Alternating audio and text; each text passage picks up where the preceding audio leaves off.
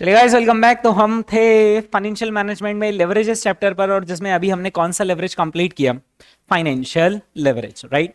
क्या आपको दो तरह के लेवरेजेस समझ में आए कि कौन से दो तरह के लेवरेज होते हैं? एक तो होता है ऑपरेटिंग लेवरेज, है ना, और दूसरा होता है फाइनेंशियल लेवरेज। ओके, तो आप मुझे थोड़ा सा यहाँ पर चीजों को क्लियर कीजिए। कभी भी अगर आपको लेवरेज कैलकुलेट करने का मौका पड़ेगी, किसी कंपनी का आपको लेवरेज कैलकुलेट करना है ना, सपोज करो कि आप आर्टिकलशिप में हो, है ना।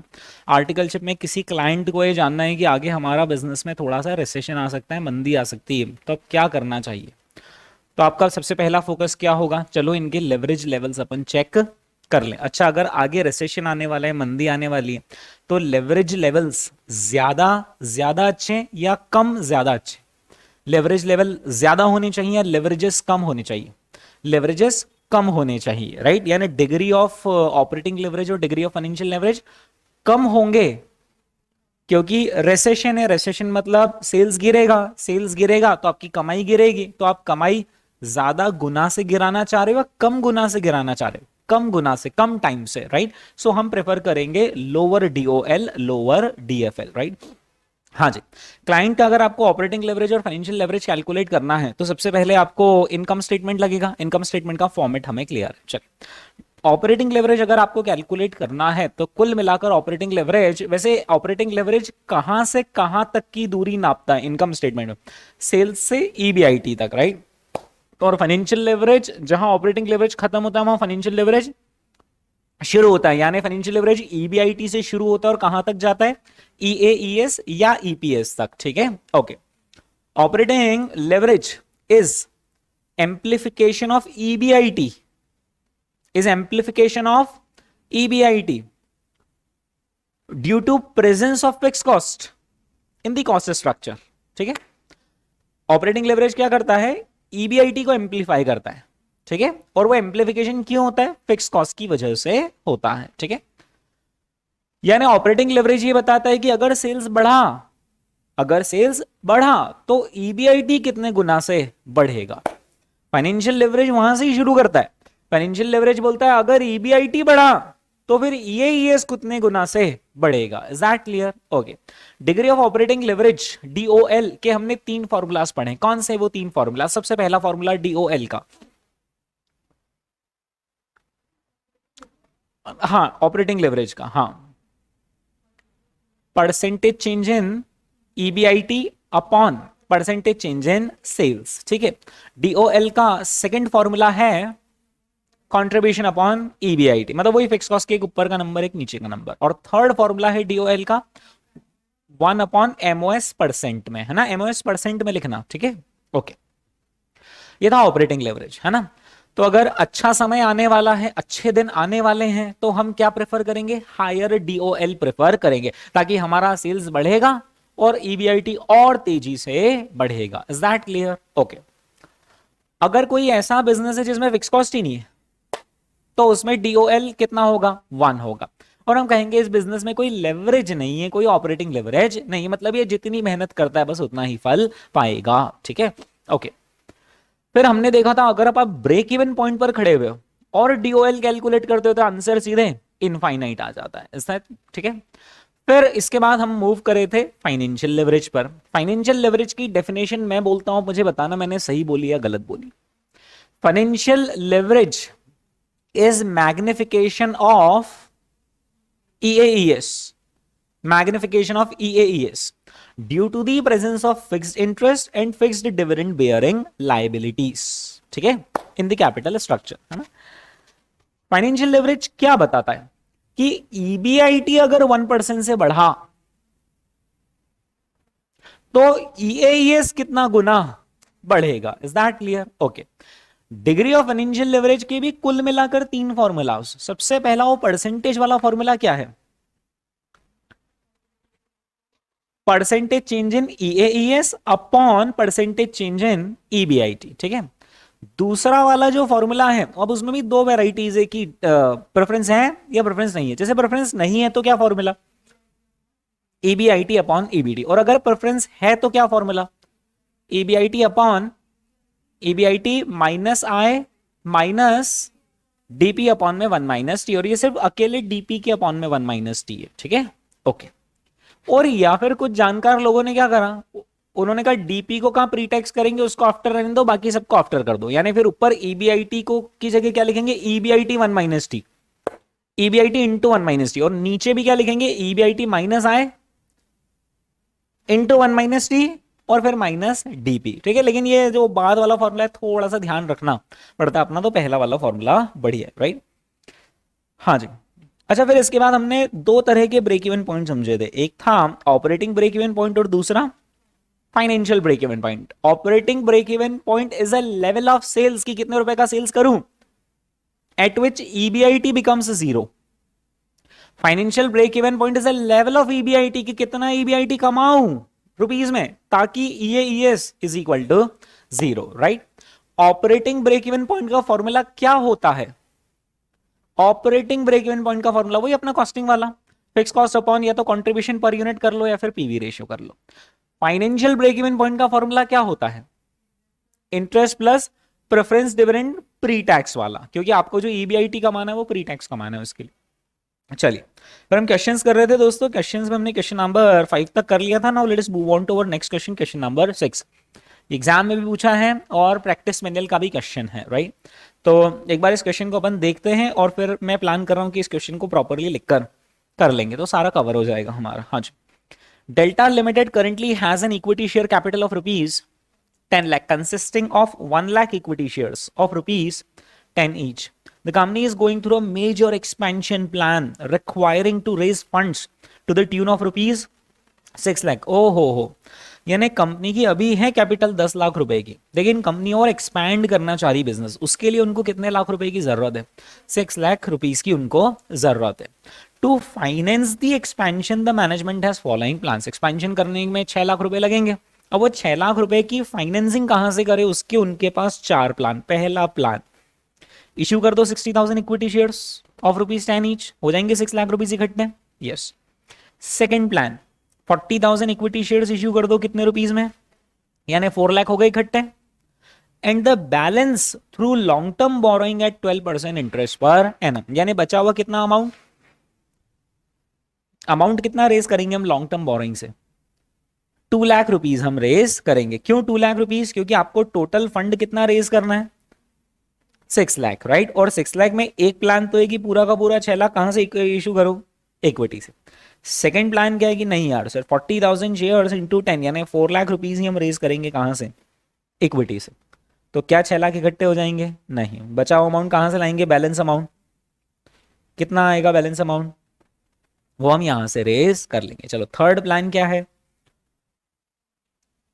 यानी इक्विटी से कितने मिल जाएंगे, 3 लाख रुपए मिल जाएंगे। एंड 3,000 रुपीज 109% डिबेंचर्स, यानी डिबेंचर्स की फेस वैल्यू क्या है, 100। कितने डिबेंचर्स इश्यू करेंगे, 3,000, और इन पर हमें ब्याज कितना देना पड़ेगा, 9%, ठीक है। चौथा प्लान भी इनके पास कि हम एक काम करें, 3 लाख रुपीज तो किससे रेस कर लें, इक्विटी से, and the balance through 6% preference shares, और बचा हुआ अमाउंट प्रेफरेंस, यानी कितने रुपीज प्रेफरेंस से ले लेंगे, 3 लाख रुपीज हम प्रेफरेंस से ले लेंगे। The EBIT of the company is expected to be rupees कितना, 4 लाख पर एनम, यानी इस कंपनी का जो ईबीआईटी होने वाला है वो 4 लाख रुपीज होने वाला है। इनका टैक्स रेट कितना है, इस क्वेश्चन में टैक्स रेट कितना दे रखा, 40%, right. Assume corporate tax rate of कितना, 40%। रिक्वायर्ड क्या पूछा है वैसे हमसे, ईपीएस पूछा है इन चारों प्लान में, in each of the above plans. ओ तो ईपीएस निकालने के लिए हमें वो बनाना पड़ेगा ना पूरा इनकम स्टेटमेंट। अच्छा, 4 अलग अलग इनकम स्टेटमेंट बनाएंगे या एक में ही 4, एक में ही 4, राइट। सेकंड पॉइंट क्या पूछा है क्वेश्चन ने, ascertain the degree of financial leverage in each plan, यानी हमें डीएफएल निकालना है। तो अगर इंसान ने इनकम स्टेटमेंट बना लिया है, तो डीएफएल तो सिर्फ एक फॉर्मूला ही रह गया ना फिर, ठीक है। चलिए, तो सबसे पहले हमें इस क्वेश्चन में क्या करना पड़ेगा, इनकम स्टेटमेंट बनाना पड़ेगा। चलिए, तो आ जाइए दोस्तों आप अपनी सॉल्यूशंस कॉपी में और हम इनकम स्टेटमेंट बनाना शुरू करते हैं, ठीक है।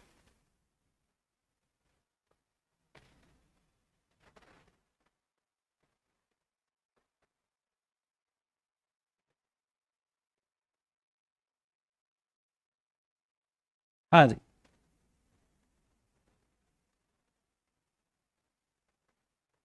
यहाँ पर आ जाएगा पर्टिकुलर्स, और यहाँ पर आ जाएंगे प्लान, है ना। प्लान कौन कौन से तरीके, प्लान 1 2 3 4, तो प्लान 1,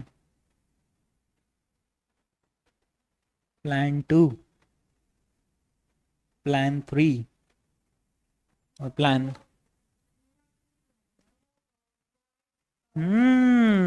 अभी ये भी मेरे मन में डाउट है कि ये जो हम बनाएंगे 6 लाख के लिए बनाएंगे और ऊपर जो 10 लाख दे रखा है उसको इग्नोर करेंगे या उसको भी कंसीडर करेंगे, ये भी ठीक है, डाउट है। तो ठीक है, ये जब आएगा तब का तब देखेंगे, है ना।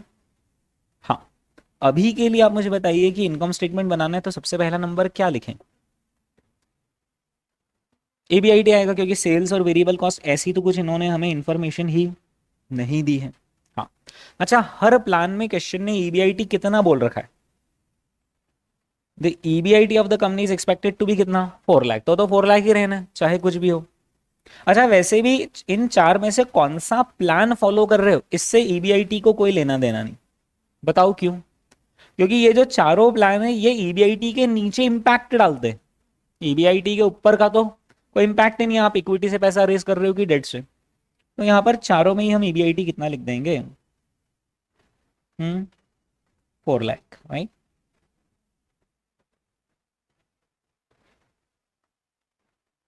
ओके, तो इन चारों प्लान में हमने ईबीआईटी लिख दिया है 4 लाख। अब ईबीआईटी के बाद क्या, हाँ ना, तो लेस इंटरेस्ट ऑन डेट। अच्छा, फर्स्ट प्लान में तो कुछ है ही नहीं ना, इंटरेस्ट ही नहीं है ना फर्स्ट प्लान में तो।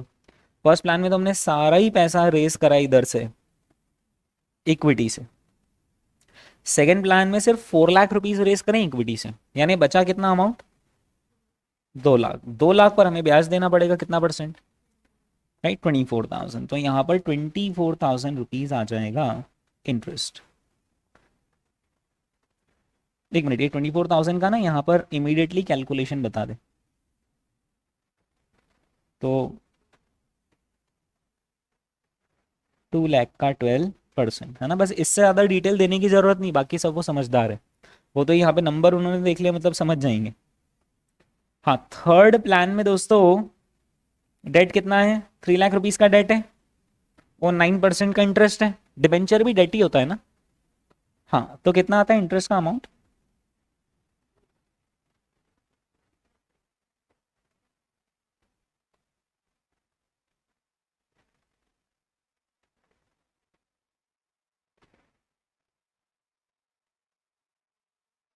27,000, राइट, 3 लाख का 9%, है ना। ओके, इसके बाद जो नेक्स्ट प्लान है, नेक्स्ट प्लान में हमने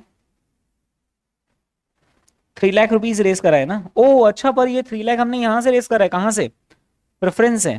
तो यानी फोर्थ प्लान में क्या कुछ भी डेट है, क्या फोर्थ प्लान में कुछ भी डेट है, नहीं है, यानी इंटरेस्ट ऑन डेट यहां पर कुछ भी नहीं आएगा, ठीक है।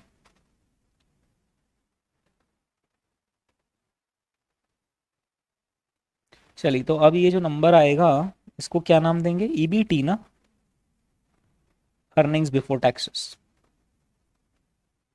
4 लाख आ गया, फिर इधर कितना आएगा, 3 लाख,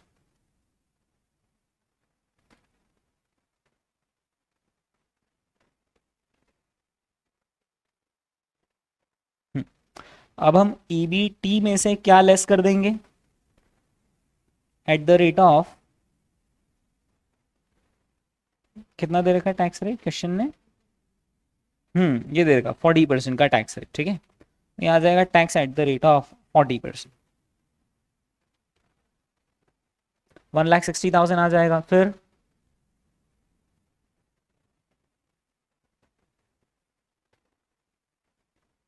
1,50,400, ओके।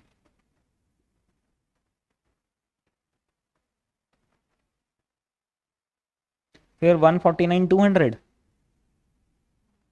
ओके। फिर आएगा 1,60,000, ठीक है। चलो, ये हमने यहाँ पर टैक्स माइनस कर लिए, आगे क्या कहानी बता रहे हो आप। नहीं नहीं नहीं, अभी क्या लिखेंगे पहले, EAT। तो ये कितना कितना आ जाता है, 240, फिर 225 600, 223 800, और फिर 240। अब हम इसमें से लेस कर देंगे, अब क्या लेस कर दें, प्रेफरेंस डिविडेंड। अच्छा, बट खुशी की बात ये कि प्रेफरेंस डिविडेंड ना फर्स्ट प्लान में है, ना सेकंड में है, ना ही थर्ड में, फोर्थ में है। कर लेते हैं। तो फोर्थ में भी कितना है फिर भी, 3 लाख का है ना, कितना परसेंट, 6%, यानी कि कितना आ जाएगा, 18,000। चलिए, अब जो नंबर आएगा उसे क्या बोलेंगे, EAES, ठीक है।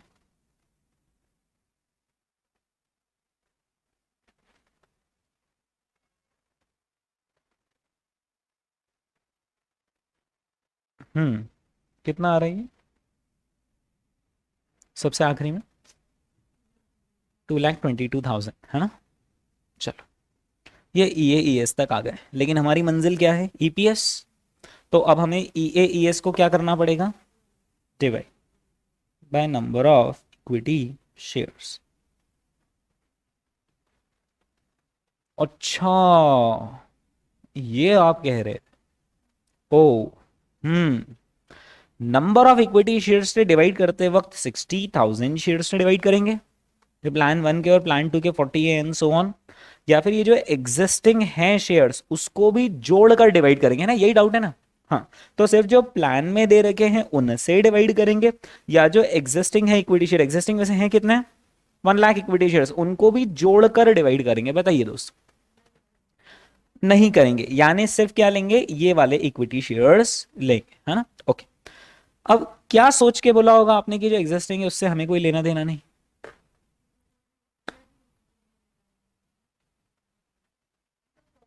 हाँ, डिपेंडिंग ऑन, डिपेंड नहीं, एक मिनट चीज इस पे डिपेंड करती है कि ये जो EBIT दे रखा है वो सिर्फ इन प्लान का ही है, या फिर वो ओवरऑल कंपनी का है इंक्लूडिंग दिस एक्सपेंशन प्लान। समझे क्या मेरी बात।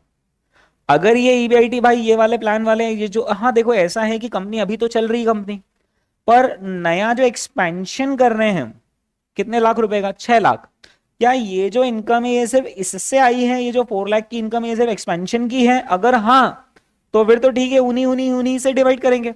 लेकिन अगर ये जो इनकम है ये इंक्लूडिंग एक्सपेंशन है, पर पूरी कंपनी की इंक्लूडिंग एक्सपेंशन, तो फिर तो पुराने वाले शेयर होल्डर को भी हिस्सा मिलेगा। हाँ, तो क्या कहना है, सिर्फ इन्हीं शेयर से या ये शेयर्स प्लस पुराने शेयर्स। देखो क्या लिखा है, the EBIT of the company, किसका है ये EBIT, कंपनी का is expected to be 4 lakh, यानी कंपनी 4 लाख कमा लेगी, तो सबका है वो, राइट, पहली बात। और दूसरी बात, एक बात हमेशा ध्यान रखना, आपने लॉ सब्जेक्ट पढ़ा हुआ है, उसके अंदर आपने ये पढ़ा होगा कि all the equity shares of the company rank pari passu, ऐसा कभी भी सुना होगा, राइट। इसका मतलब है कि हर इक्विटी शेयर होल्डर्स की जो रैंक होती है वो इक्वल होती, यानी ऐसा नहीं होता है कि अभी जो मैंने इक्विटी शेयर्स रेस करें उनसे जो पैसा लिया उस पर जो कमाऊंगा वो सिर्फ उनको दूंगा, और पुराने वालों आपसे जो लिया था आपसे जहां लगाया वो आपको, ऐसा नहीं होता है, राइट। वो सब में बटता है, तो ऐसा हो ही नहीं सकता है कि ये इनकी इनकम है और सिर्फ इनमें बटेगी। जो नए लोगों से पैसा आया उससे जो इनकम होगी वो पुराने वालों को भी मिलेगी, और पुराने वालों से जो पैसा लिया था उससे जो इनकम है वो अब नए वालों को भी मिलेगी। Is that clear. तो ऐसा डिस्टिंग्विश कभी होता ही नहीं कि इनइक्विटी शेयर होल्डर्स की ये इनकम, इनकी ये इनकम, ठीक है। हाँ, तो इन सारे तथ्यों, गवाहों और सबूतों को मद्देनजर रखते हुए ये अदालत क्या फैसला लेती है कि हमें 60 40 30 30 करना चाहिए, या सब में 1 लाख भी जोड़ना चाहिए, सब में 1 लाख भी जोड़ना चाहिए, क्योंकि ये सीधे ही दिख रहा है कि पूरी कंपनी की इनकम है, तो सबको मिलेगी, पुराने शेयर्स को भी मिलेगी और नए शेयर्स को भी मिलेगी, ठीक है। तो कितने शेयर से डिवाइड करेंगे फिर यहाँ पर, और फिर आगे कितने आते जाते बताओ, 1,40,000, 1,30,000 और 1,30,000। ओके, ये आ जाता है EPS। हाँ जी, EPS कितना आता है,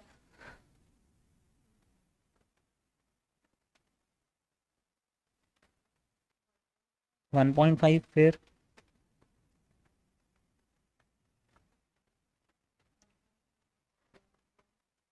611, ठीक है चलेगा, 3 डेसिमल तक लिख लो। फिर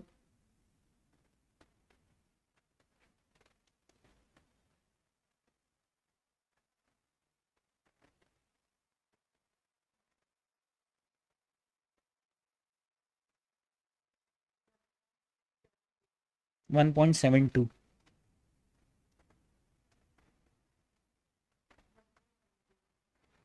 1.70, ठीक है, ये आ गया ईपीएस। ओके हाँ, इस क्वेश्चन ने हमसे क्या क्या पूछा था, calculate EPS in each of the above plans, और ये हमने कैलकुलेट कर लिया, और ये देखो अपने आंसर मैच भी करने, है ना। ओके, सेकंड पॉइंट में क्या पूछा है,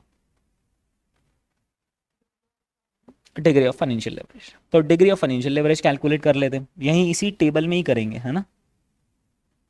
डिग्री ऑफ फाइनेंशियल लेवरेज, हाँ अब डिग्री ऑफ फाइनेंशियल लेवरेज का पहले तो अपने को यहाँ फॉर्मूला लिखना पड़ेगा ना। तो degree of financial leverage is equal to formula कौन सा लिखूं, परसेंटेज वाले लिखे हैं वो तो यूजलेस है, यूजलेस है, वो सिर्फ समझने तक ठीक है, काम में वो आते दूसरे वाले। हाँ अब अच्छा, उसमें भी दो फॉर्मूले थे कि डेट प्रेफरेंस है या नहीं है। तो अपने फर्स्ट केस में तो ना डेट है ना प्रेफरेंस है, सेकंड में डेट है, थर्ड में डेट है, और फोर्थ में प्रेफरेंस। अपन तो एक काम करो ना, वो जो बड़ा वाला फॉर्मूला है कॉम्प्रिहेंसिव वो लिख दो, जो जो डेटा है वो लगा देंगे। हाँ एक ही फॉर्मूला मुझे लिखवाओ, वो बड़ा वाला कौन सा था वो formula, upon minus minus DP upon 1 minus T, ठीक है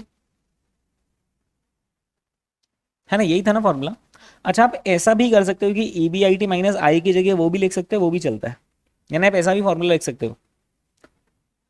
मतलब वो एक ही बात है, पर ये वाला याद रखने में थोड़ा ज्यादा आसान रहता है कि अर्निंग्स में से मैं इंटरेस्ट भी माइनस करूंगा क्योंकि इसकी वजह से भी लेवरेज है, प्रेफरेंस डिविडेंड भी माइनस करूंगा क्योंकि इसकी वजह से भी लेवरेज है, लेकिन क्योंकि आफ्टर टैक्स नंबर है तो इसको बिफोर टैक्स कर दूंगा, राइट। हम्म तो अपना जो फर्स्ट वाला केस है ना, उसमें तो कुछ भी नहीं आएगा, मतलब चलो अपन कैलकुलेशन फिर भी लिख ही देते हैं। 4 लाख अपॉन 4 लाख माइनस 0, यानी कि ये आंसर आ जाएगा 1 टाइम्स। ओके अच्छा, सभी केस में ईबीआईटी तो 4 लाख ही है, मतलब न्यूमरेटर तो यही आ जाएगा, सब में 4 लाख ही आ जाएगा, है ना।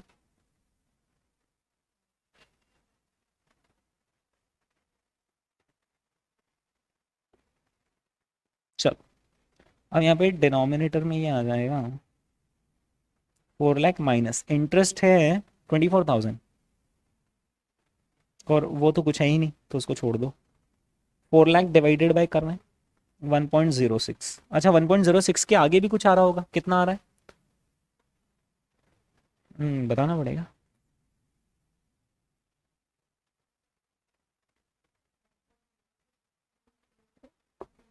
1.0638। तो मैं आपको एग्जाम के में क्या रिकमेंड करता हूँ, एक्चुअली आपको ये तो मालूम ही नहीं कि आईसीएआई का कोई फिक्स रूल नहीं है, वो लोग अपनी मर्जी के मालिक हैं, यानी उनका जब मन करेगा तो वो इसको 1.06 लिख देंगे आंसर, और जब मन करेगा तो इसको आगे तक लिख देंगे।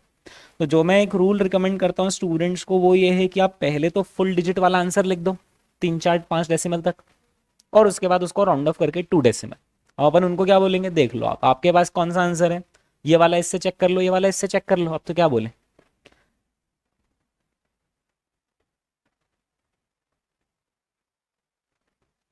चलिए तो इसके बाद आ जाएगा E B I T minus I, dividend तो कुछ है ही नहीं। हाँ इसका आंसर आता है 1.07238, यानी अप्रोक्सीमेटली वो कितना हो जाता है 1.072 डेसिमल पर राउंडिंग ऑफ कर देंगे, है ना। ये साइन का मतलब जानते हैं ना, अप्रोक्स का साइन है ना, राउंडिंग ऑफ करने का। चलो इसके बाद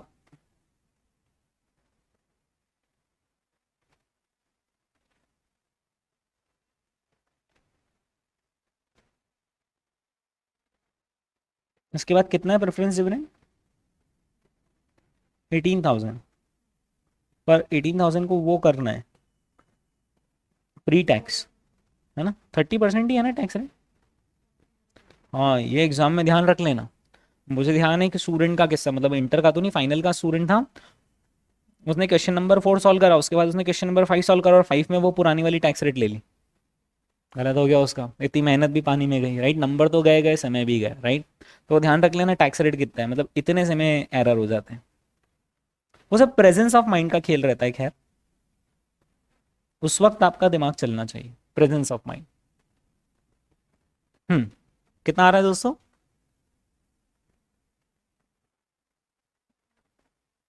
वन पॉइंट जीरो एट, ठीक है, 1.08 आता है हमारा आंसर। ओके, एक बार अपन आंसर टैली कर लें जो नोट्स में आंसर दे रखे उससे।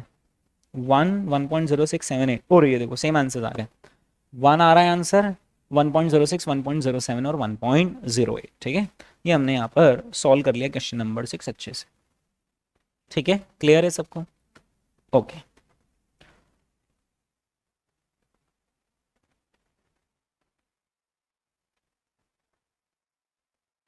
अब इसके बाद दोस्तों हमें कुछ और कॉन्सेप्ट समझने हैं। हमने यहाँ पर फाइनेंशियल लेवरेज तक तो सारी चीज़ें समझ ली, और फाइनेंशियल लेवरेज के बाद ऑपरेटिंग बीईपी, फाइनेंशियल बीईपी भी हमने समझ लिया, है ना। अब हम एक और कॉन्सेप्ट समझ रहे हैं, and that is what, combined leverage, right. Okay, लेकिन एक काम करो, कंबाइंड लेवरेज बहुत बड़ी बात नहीं, इसको छोड़ते हैं, पहले अपन थोड़ा सा फाइनेंशियल लेवरेज से रिलेटेड ही बातें करते हैं, है ना। ओके, अब मुझे आपको आगे के क्वेश्चंस आपसे बन सके उसके लिए मुझे आपको कुछ रेशियोज पढ़ाने होंगे। रेशियोज आपने इसके पहले जिंदगी में भी कभी पढ़े होंगे, शायद स्कूल टाइम में आपने पढ़े होंगे, 11 12 में प्रोजेक्ट देते हैं ना रेशियोज का। ओके, तो वही कुछ रेशियोज है जो हमें यहाँ पर पढ़ने। हमारे सिलेबस में वैसे रेशियोज नाम का एक चैप्टर भी है, वहां पर भी रेशियोज पढ़ेंगे, बट आईसीआई क्या करता है, वो रेशियोज के क्वेश्चन को लेवरेज के साथ मिक्स करके दे देता है। क्योंकि हम पहला चैप्टर ही लेवरेज पढ़ रहे हैं, तो हमें रेशियोज का जितना यहाँ पर रेलेवेंट है उतना नॉलेज होना चाहिए। यानी एक बात बताइए, क्या मैं सारे रेशियोज पढ़ाने वाला हूँ? नहीं, यहां पर तो नहीं, यहां वो रेशियोज पढ़ा रहा हूं जो यहां पर काम में आएंगे। चलिए, सबसे पहला रेशियो है दोस्तों जो हम पढ़ना चाह रहे हैं, वो है रिटर्न ऑन कैपिटल एम्प्लॉयड। इसके पहले कभी सुन रखा है आपने ROCE, return on capital employed? Okay, और ROE सुना है क्या, रिटर्न ऑन इक्विटी? ओके, तो अब हमें समझना है कि ROCE आखिर कैसे कैलकुलेट करते हैं और ROE कैसे कैलकुलेट करते हैं। वैसे आपको एक और बात बता दी जाए कि ROCE और ROI दोनों एक ही बात होती है, ठीक है। रिटर्न ऑन कैपिटल एम्प्लॉयड भी बोल सकते हैं उसको, रिटर्न ऑन इन्वेस्टमेंट भी बोल सकते हैं, दोनों एक ही बात होती है, ठीक है। लेकिन हाँ, return on equity is a different thing. मैं भी आपसे पूछ भी नहीं रहा हूं, मैं आपसे पूछ रहा हूं कि रिटर्न ऑन कैपिटल एम्प्लॉयड का क्या आपको फॉर्मूला याद है जो आपने इसके पहले पढ़ा हुआ है? Return on capital employed, return on capital employed याद नहीं आ रहा है? Okay, return on capital employed. Now it is very easy to understand the formula, बहुत आसान है इस फॉर्मूले को समझना। यहां पर देखिए आप, ये रही कंपनी की बैलेंस शीट। ओके, कंपनी में पैसा 3 लोग मिलकर लगाते हैं। कौन 3 लोग मिलकर पैसा लगाते हैं कंपनी में? इक्विटी, प्रेफरेंस और डेट, ये 3 लोग मिलकर पैसा लगाते, राइट। सपोज करें कि इक्विटी ने लगाए हैं 4 लाख, प्रेफरेंस ने भी लगा दिए हैं 4 लाख, और डेट ने लगाए हैं 2 लाख। ऐसे ही मन से कोई एग्जांपल ले लिया, तो टोटल बिजनेस में पैसा कितना लगा? 10 लाख। भी कंपनी क्या करेगी, ये 10 लाख रुपीस कंपनी उठाएगी और इन 10 लाख रुपीस को कहीं पर भी इन्वेस्ट कर देगी। कोई भी उनके हाथ में प्रोजेक्ट होगा, जैसे मॉल ओपन करने का प्रोजेक्ट होगा, कुछ कुछ भी प्रोजेक्ट होंगे उसके पास, प्रोजेक्ट में कंपनी 10 लाख रुपीस उठाकर लगा दे। ओके, अब ये प्रोजेक्ट हमें रिटर्न जनरेट करके देगा। हाँ, तो हम क्या कैलकुलेट करना चाह रहे हैं? Return on capital employed. अब आप एक बात ध्यान रखना कि कैपिटल एम्प्लॉयड 4 लाख होगी या कैपिटल एम्प्लॉयड 10 लाख होगी? 10 lakh. Capital employed is a broader term जिसके अंदर इक्विटी का भी पैसा इंक्लूड होता है, प्रेफरेंस का भी और डेट का भी। So capital employed is a broader term that includes money invested bye money raised from all 3 sources, right. अब इन तीनों को मिलाकर, इन तीनों से मिलाकर पैसा तो इतना लिया, अब इन तीनों को आखिर रिटर्न कितना हमने दिया, कमाया, इन तीनों के पैसों पर कितना रिटर्न कमाया, that is return on capital employed. Okay, क्या जो हम इनकम स्टेटमेंट बनाते हैं उसमें जो हमारा सेल्स होता है, क्या सेल्स रिटर्न होता है? नहीं। सेल्स माइनस वेरिएबल कॉस्ट करा, क्या आया? कंट्रीब्यूशन। क्या कंट्रीब्यूशन रिटर्न होता है जो इनको मिलता है? नहीं, उसमें से तो पहले बिजनेसमैन को अपनी फिक्स कॉस्ट पे करनी पड़ती। अब क्या आ गया? EBIT, right? Yes, this EBIT is considered as the return. It is available to equity, to preference and to debt. क्योंकि आप EBIT से खबरदार एक भी कदम आगे मत रखना इनकम स्टेटमेंट। EBIT से जैसे आप एक कदम आगे रखने गए तो आप क्या माइनस कर बैठोगे? इंटरेस्ट। क्या माइनस कर बैठोगे? इंटरेस्ट। क्या बचेगा?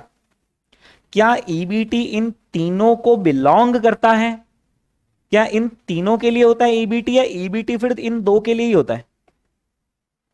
ऊपर वाले दो के लिए है ना, क्योंकि हम डैड को क्या आपको दे तो दिया इंटरेस्ट, अब EBT की तरफ आप नजरें मत करो। तो अगर आपको ये कैलकुलेट करना है कि इन तीनों को मिलाकर कितना रिटर्न कमाया, तो आपको डेट का इंटरेस्ट इंक्लूडेड रखना पड़ेगा उस अमाउंट में, क्योंकि डेट वो तो तुमको देंगे ना हम। हाँ, तो रिटर्न ऑन कैपिटल एम्प्लॉयड का इतना सिंपल फॉर्मूला है कि मैं आपको क्या बोलूं, EBIT upon capital employed, because capital employed comes from all three sources and EBIT is the number, ये वो अमाउंट है जो कि इन तीनों को बिलोंग करता है। क्योंकि इससे खबरदार जो एक भी कदम आगे रखा तो इंटरेस्ट हट जाएगा, तो फिर वो अमाउंट इन तीनों को बिलोंग ही नहीं करेगा। तो जब आप कैपिटल एम्प्लॉयड में तीनों सोर्सेस से जो पैसा आया है वो रख रहे हो, तो EBIT ही वो नंबर है जो इन तीनों में बटेगा। ठीक है, ओके। अब कुछ स्टूडेंट्स के मन में ये समझते से कभी कभी एक डाउट आ जाता है, सर EBIT सिर्फ इन तीनों को नहीं मिलता है,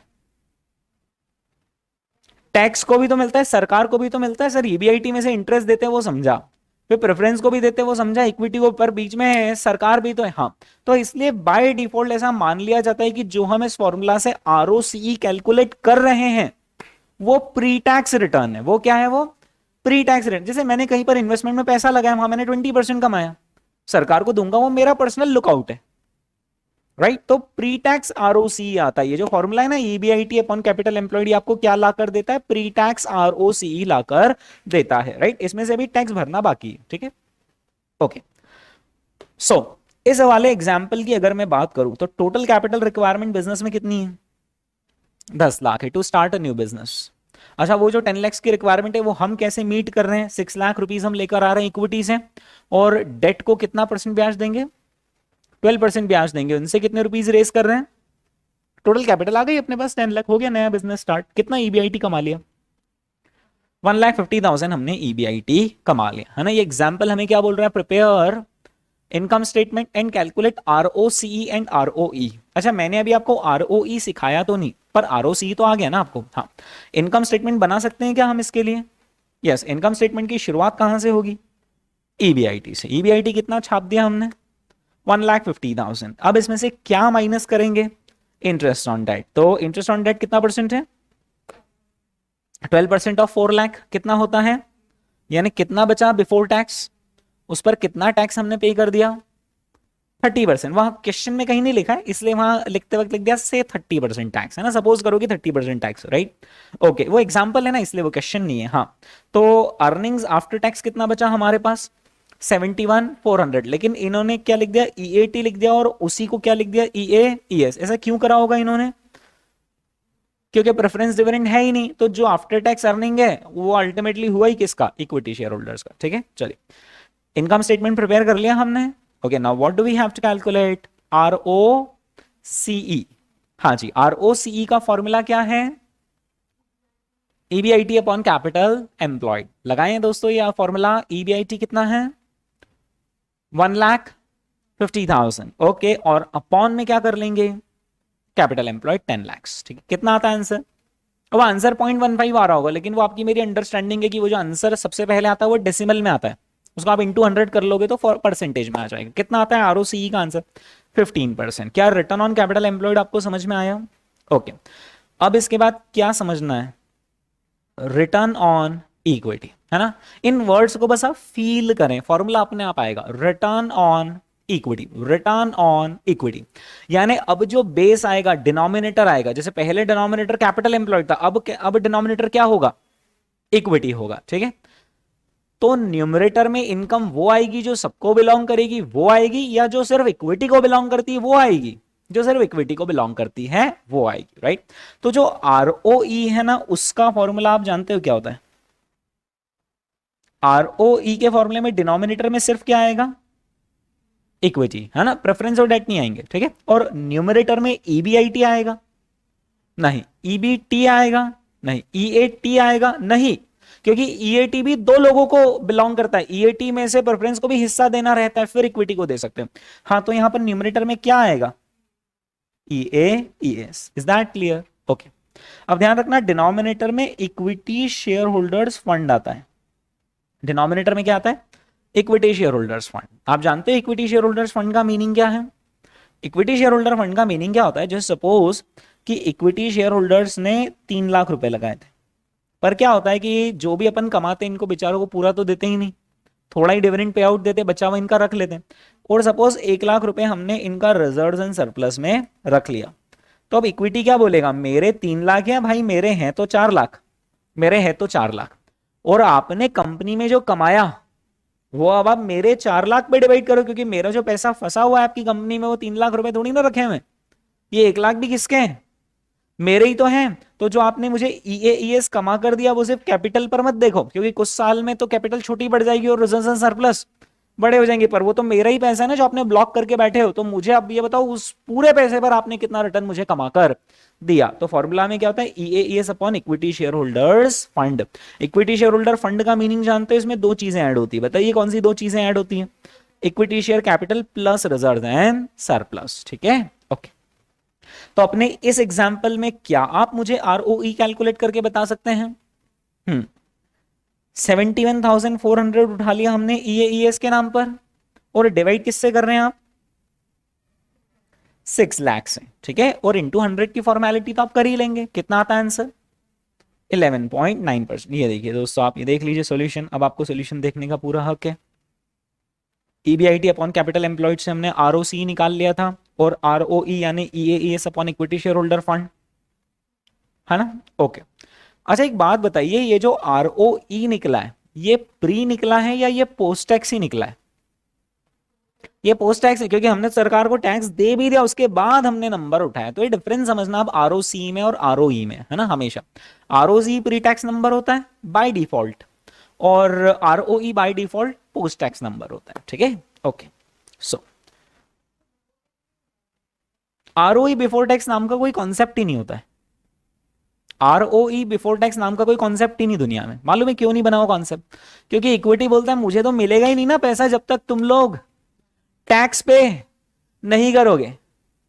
तो मैंने मतलब ही नहीं है, जैसे कंपनी ने 1 करोड़ रुपए भी कमाए तो तुमको पहले इनकम टैक्स तो देना ही है ना, फिर ही तो तुम मुझे जो भी डिस्ट्रीब्यूशन देना दे पाओगे। तो मैं आपका प्री टैक्स देखता ही नहीं हूं कभी, मैं क्या देखता हूं?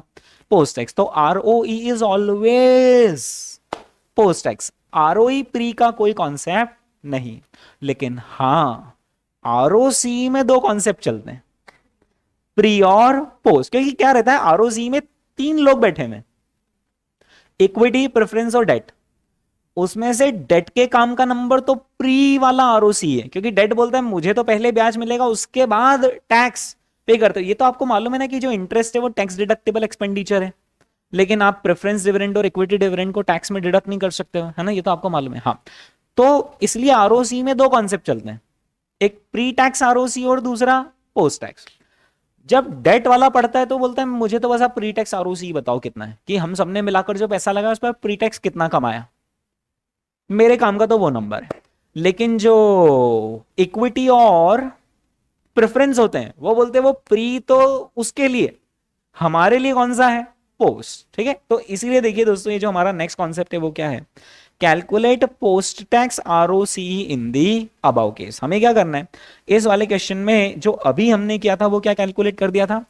Pre tax ROC. अब हमें क्या कैलकुलेट करना है? Post tax. अब यहां पर थोड़ा सा ध्यान रखना कि पोस्ट टैक्स आरओसी कैसे निकलता है वो समझना।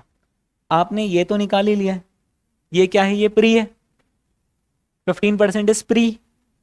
टैक्स रेट कितनी है? 30%। तो आप सिंपल इसको मल्टीप्लाई बाय 1 माइनस 0.3 कर दो, कितना आता है?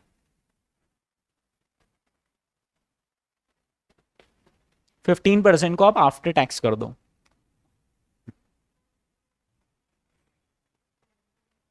So this is our after tax ROCE, is that clear? तो आफ्टर टैक्स ROCE कैसे निकलता है? पहले प्री निकाल दो और प्री वाले को पोस्ट कर दो, तो ये पोस्ट टैक्स ROCE हो गया। ठीक है, इज दैट क्लियर? ओके।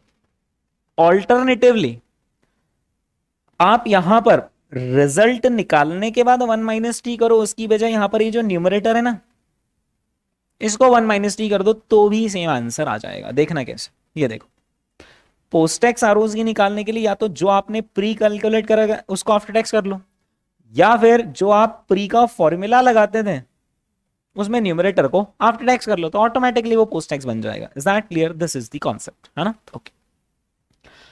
अब इस कॉन्सेप्ट में डाउट नहीं आए तो ज्यादा फायदे में। डाउट आ रहा है क्या? कुछ आ रहा है तो डाउट ये आ रहा होगा कि सर ये जब आप बोल रहे थे ना तब तक तो ठीक था कि चलो प्री टैक्स ROCE निकाला और पोस्ट टैक्स निकालना है तो उसको पोस्ट टैक्स कर दिया, बट जब आपने ये वाला बोला तो मन में डाउट ये आया कि सर हम कोई EBIT पर टैक्स थोड़ी ना पे करते हैं, हम तो EBIT में से पहले आय माइनस करते और फिर टैक्स पे करते हैं। हाँ, बट प्रॉब्लम ये हो जाएगी कि आप आय माइनस कर नहीं सकते हो, क्योंकि आपने आय को माइनस कर दिया तो नीचे तो जो कैपिटल एम्प्लॉयड है उसमें डेट भी बैठा हुआ है और ऊपर आपने डेट को इंटरेस्ट देकर बाहर कर दिया, है ना? ओके। तो इस डाउट को ना लाओ अभी, तो ज्यादा अच्छा वो मैं कैपिटल बजटिंग चैप्टर में जाकर क्लियर करता हूं कि क्यों सीधे EBIT को 1 माइनस टी करना सही है, राइट? अभी के लिए मान लो कि आफ्टर टैक्स ROCE में ऐसा ही होता है, राइट? क्योंकि अभी स्टेज नहीं आपकी कि मैं ये बताऊं कि क्यों सीधे EBIT 1 माइनस टी हो जाता है। हाँ, कुछ डाउट पूछना चाह रहे हो?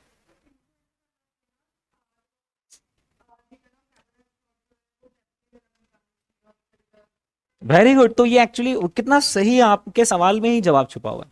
सर इनको ऐसा करना चाहिए ना कि return on capital employed debt के लिए अलग होना चाहिए और return on capital employed preference और इक्विटी के लिए अलग। वही तो हुआ है जो 15% एक मिनट ये देखो, ऐसा समझो, ये जो 10 लाख रुपए लगाए हैं इसमें 3 लोग हैं, इक्विटी है, प्रेफरेंस है और डेट।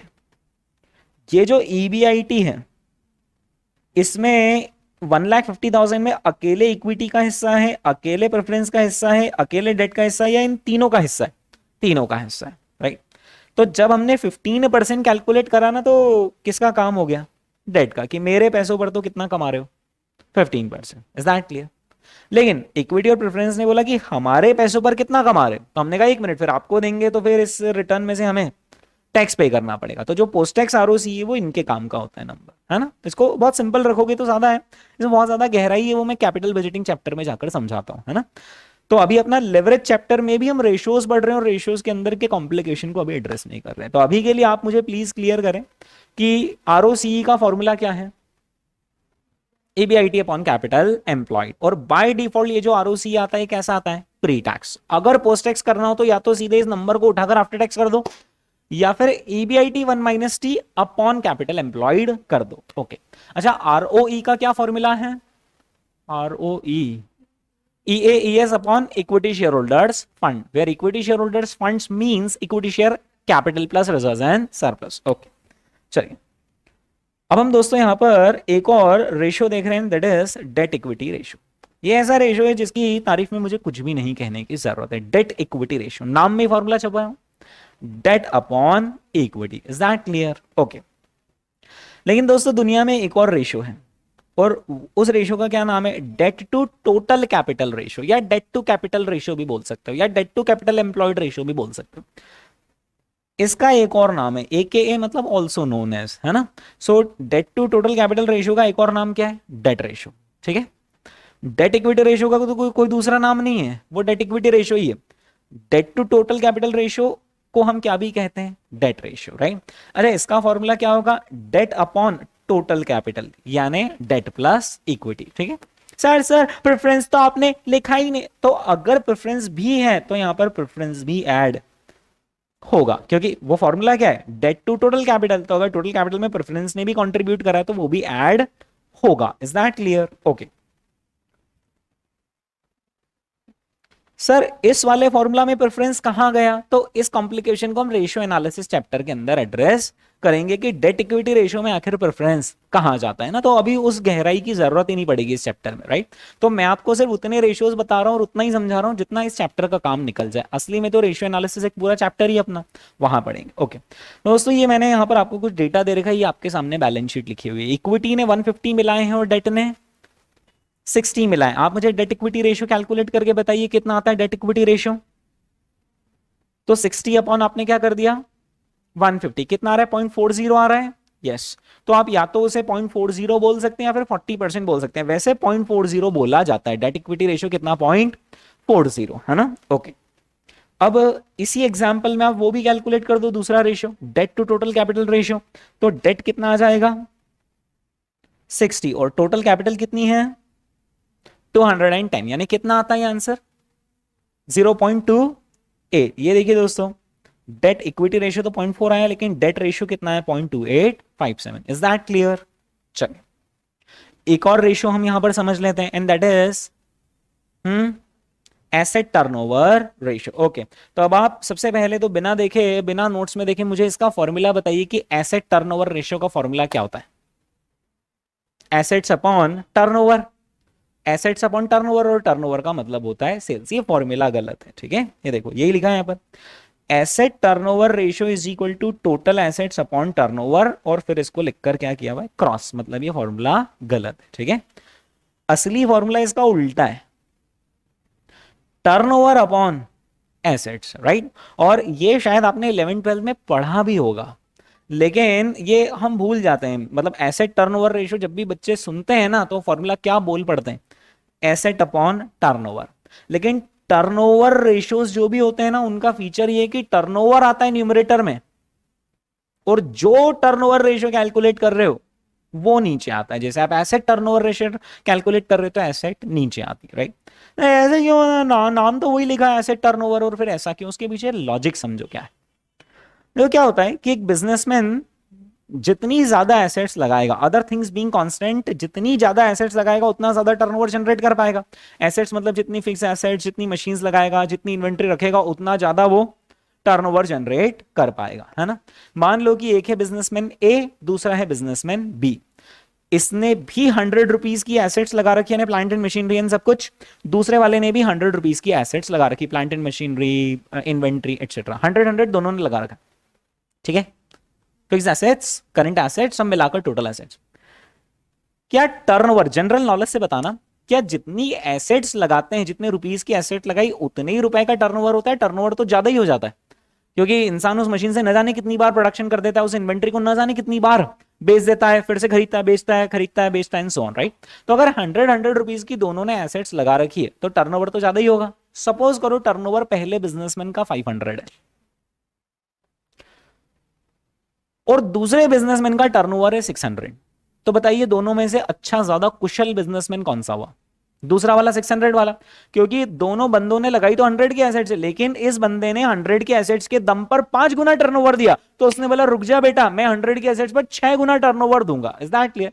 तो वो आंसर कैसे आएगा 5 टाइम्स 6 टाइम्स कैसे आएगा, जब आप ये फॉर्मूला लगाओगे टर्नओवर डिवाइडेड बाय एसेट्स। तो एसेट टर्नओवर रेशियो बेसिकली क्या बताता है कि आपने अपनी एसेट्स को कितने बेहतर ढंग से यूटिलाइज करा टू जनरेट दी टर्नओवर, ठीक है। It shows how well you have utilized your assets in generating the turnover। वैसे कैसा टर्नओवर रेशियो ज्यादा बेहतर माना जाता है, हायर टर्नओवर रेशियो, कि यार उसने दे कितनी एसेट्स लगाई पर उसने कितना बेहतर ढंग से प्रोडक्शन करा और टर्नओवर उसने जनरेट करा, ठीक है। सो एसेट टर्नओवर रेशियो का फॉर्मूला क्या होगा टर्नओवर अपॉन एसेट, जहां पर टर्नओवर का मीनिंग होता है सेल्स, ठीक है, सेल्स अपॉन एसेट्स। चलिए ठीक है, अब आगे के रेशियोज अभी नहीं कर रहे हैं, वो समय आने पर करेंगे। बस एक ये वाला क्वेश्चन हम यहाँ पर देख लेते हैं, ठीक है। ये वाला क्वेश्चन मैं आपको पढ़कर और समझा रहा हूं। ओ पर ये वाले क्वेश्चन को समझाने के लिए तो मुझे आपको एक दो कॉन्सेप्ट और समझाने पड़ेंगे, जैसे कि फेवरेबल फाइनेंशियल लेवरेज आखिर क्या होता है, फिर उसके बाद कंबाइंड लेवरेज का भी फॉर्मूला समझाना पड़ेगा। ओके तो दोस्तों आज की सभा हम यहीं समाप्त करते हैं, कंटिन्यू करेंगे हमारे अगले एपिसोड।